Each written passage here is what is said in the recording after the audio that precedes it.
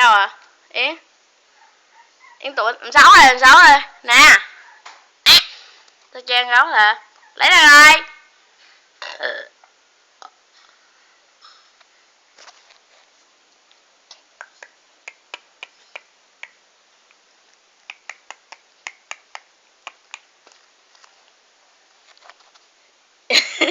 Chạy. Yến. Nè. Rồi. Sao không ngủ trưa kìa? Cứ ngủ trưa. Không.